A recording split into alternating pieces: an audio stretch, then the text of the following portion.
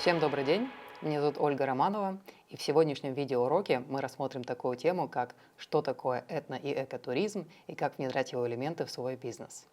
И, пожалуй, начнем. В сегодняшней лекции мы представим такие темы, как основные понятия эко- и этнотуризма, разберем элементы, которые составляют эко- и этнотуризм, и те, которые из них можно внедрить в ваш бизнес. Разберем один из успешных кейсов и рассмотрим ожидания клиентов от эко- и этнотуризма. Прежде чем начать, разрешите представиться. Меня зовут Ольга Романова. Я уже более 17 лет работаю в области экологии и экологических проектов, в том числе проектов по развитию эко, этно и агротуризма. У меня есть опыт работы по планировке и обустройству троп, непосредственно физическому, где чтобы людям и пользователям было удобно ими пользоваться. Также опыт в обучении и просвещении. И, собственно, насмотренность, так как я люблю путешествовать, наслаждаться, скажем так, природой и узнавать больше о культуре разных народов, включая наш Казахстан. Перейдем к первой части. Это вопрос, что такое эко- и этнотуризм. Существует много определений, включая определений от Международного союза охраны природы, Всемирного фонда дикой природы, Всемирной торговой ассоциации и так далее. Но все они сводятся к основным принципам экотуризма. И основные составляющие – это то, что экотуризм, он проходит в гармонии с природой. То есть путешествие, оно с ответственностью перед окружающей средой. И целью такого путешествия является изучение и наслаждение природой, культурно-этнографическими особенностями местности. Еще одной составляющей является целостность. Это то, что такой туризм не нарушает целостности экосистемы и способствует охране окружающей среды. Например, когда какая-то часть от туристической деятельности идет непосредственно на усиление охраны или защиту окружающей среды или обучение туристов тому, как правильно себя вести и как, скажем так, не нарушать целостность экосистемы. И еще одним очень важным компонентом экотуризма является участие местного населения, то есть создание таких условий, при которых местное население получает экономическую выгоду от туристической деятельности. В целом, если посмотреть с другой точки зрения, то можно понять, что экотуризм и его основные составляющие – это когда в едином месте и пространстве три группы, то есть это туристы или посетители, экосистема и местное население получают выгоду. То есть туристы получают выгоду от проведения и посещения природных уникальных мест, экосистема получает дополнительную защиту от проводимой деятельности, а местное население получает выгоду от туристической активности. Элементы по этнотуризму и агротуризму тоже могут быть составляющими экотуризма, либо они могут отдельно идти от экотуризма, потому что экотуризм – это более широкое понятие. Этнографический туризм – это одно из направлений туризма, имеющее ярко выраженные этнические, языковые и культурные составляющие. Примерами такого туризма являются, например, посещение других стран или своего же региона в сельской или отдаленной местности с целью изучения или более глубокого осознания культуры, традиций, быта, языка, фольклора и так далее.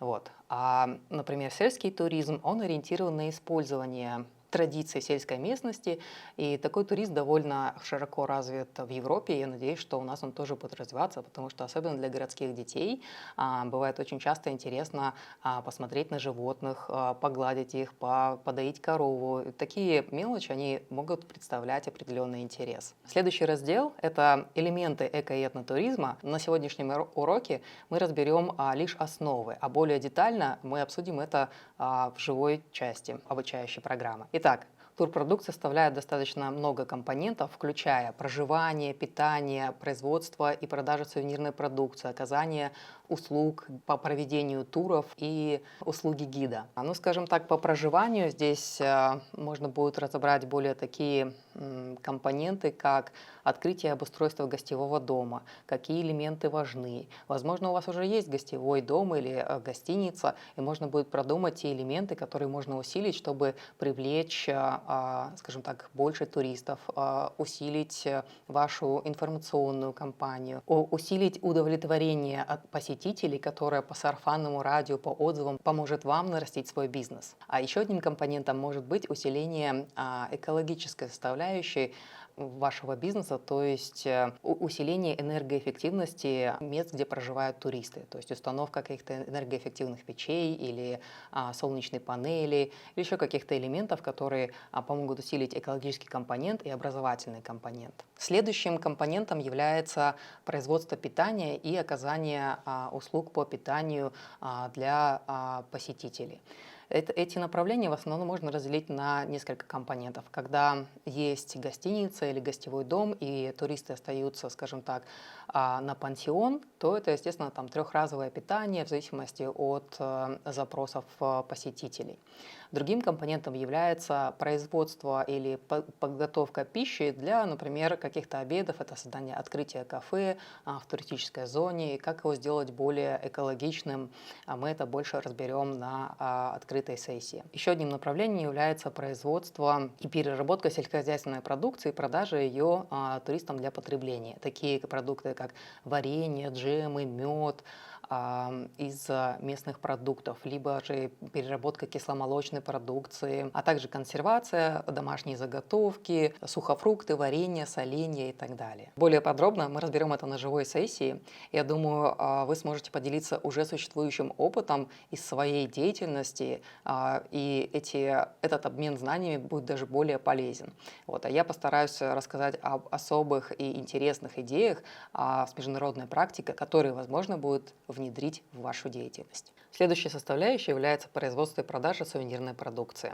Это могут быть войлочные изделия, шитье по традиционным лекалам, работа по дереву, кожу, кости, создание оригинальных открыток. Это, кстати, очень интересный компонент, потому что очень часто, когда я разговариваю с зарубежными туристами, они жалуются, что не могут купить оригинальные открытки, которые бы отражали местные достояния и были, скажем так, интересными для того, чтобы их отправить. При налаженном производстве и уникальности продукции, брендировании, экопозиционировании товары могут продаваться не только непосредственно посетителям и туристам, но и размещаться на маркетплейсах и создавать дополнительный источник заработка.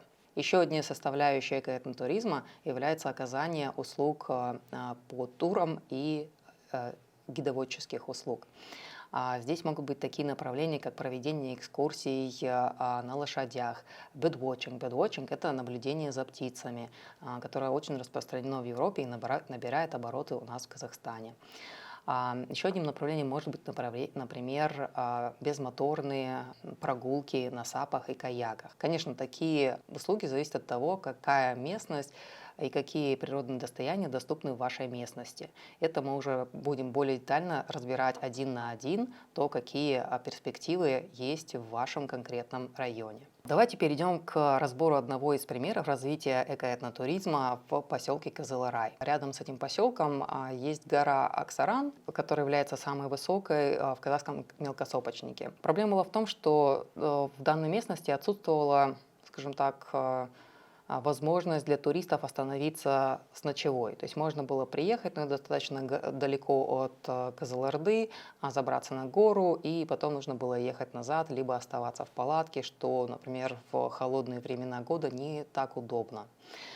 Поэтому одним из направлений стало развитие экотуризма в этом селе, и то, что способствовало успеху данного направления, это инкорпорация или сотрудничество местных жителей с неправительственной организацией, с местным особо охраняемой природной территорией, то есть кызылорасским заказником. В качестве НПО выступала НПО «Авалон». И еще одним элементом, который способствовал успеху этого проекта, было сотрудничество также с туристической компанией Nomadic Travel. На нашей живой сессии мы постараемся обсудить элементы возможного сотрудничества в ваших регионах, кто где с кем может посотрудничать. Потому что именно такая инкорпорация, она способствует развитию и успеху вашего предпринимательства в области экотуризма.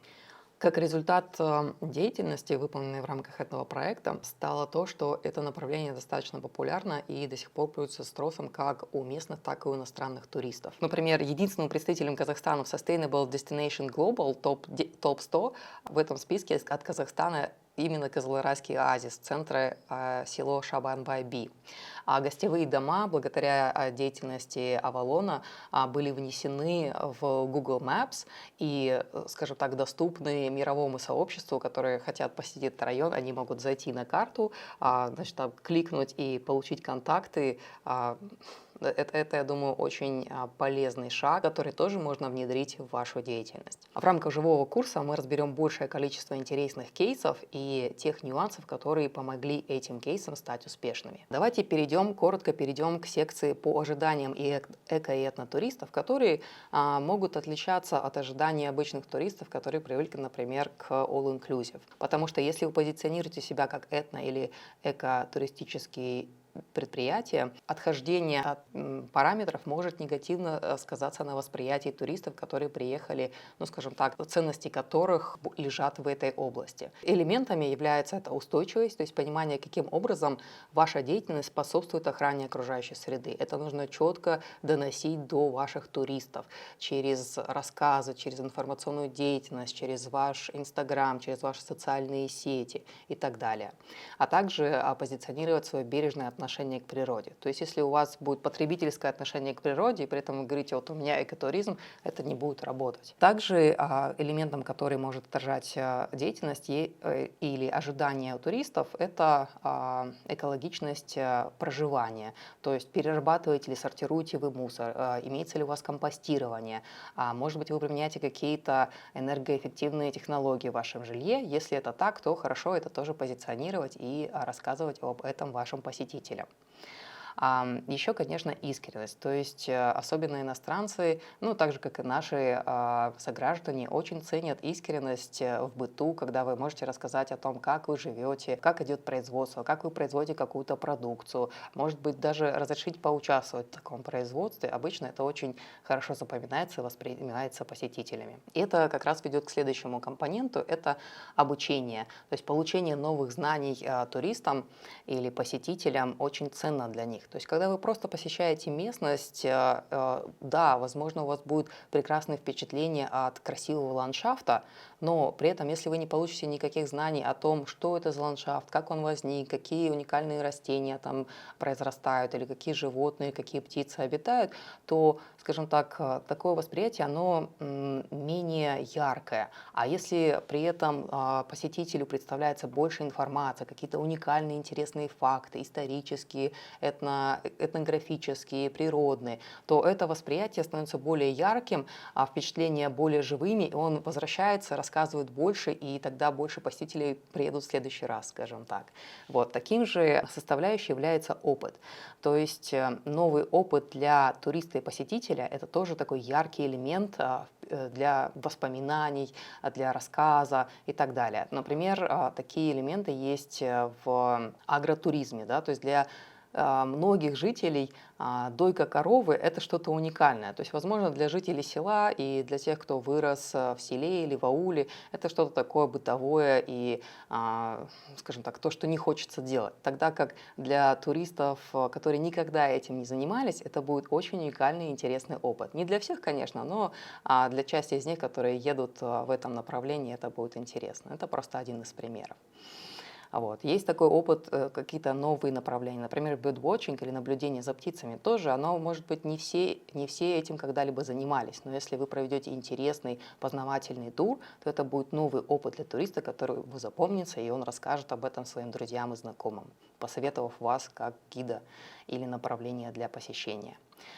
Вот. А еще одним из компонентов является уникальность. То есть уникальность вашего продукта или уникальность вашей услуги по сравнению с каким-то другим. То есть если это нельзя получить более дешевле где-то по соседству, это дает вам конкурентное преимущество. Особенно если в производство какой-то продукции закладывается какой-то социальный компонент или экологический, то она, даже если она будет дороже, будет цениться больше. Например, если она производится руками детей, сирот, да, ну, условно говоря, и вы позиционируете эту историю, что благодаря этой продукции вы помогаете развития какому-то социальному проекту или экологической деятельности. Ну, еще одним составляющим для любого туризма является питание. Конечно, местная кухня, какие-то традиционные виды напитков, еды, они будут востребованными и цениться посетителями. Но здесь нужно иметь в виду, что современные реалии требуют адаптации пищи к потребностям приезжих туристов. Особенно часто у иностранных туристов есть разные ограничения той продукции, которую они не могут потреблять. И здесь можно будет обсудить, как сделать национальную или какие-то национальные блюда адаптированными к таким потребностям. На сегодня это все. Мы коротко прошлись по основным понятиям эко- и этнотуризма. Я надеюсь, что в живой сессии мы более детально разберем примеры и сможем обсудить, какие из них можно будет внедрить в вашу деятельность. Спасибо.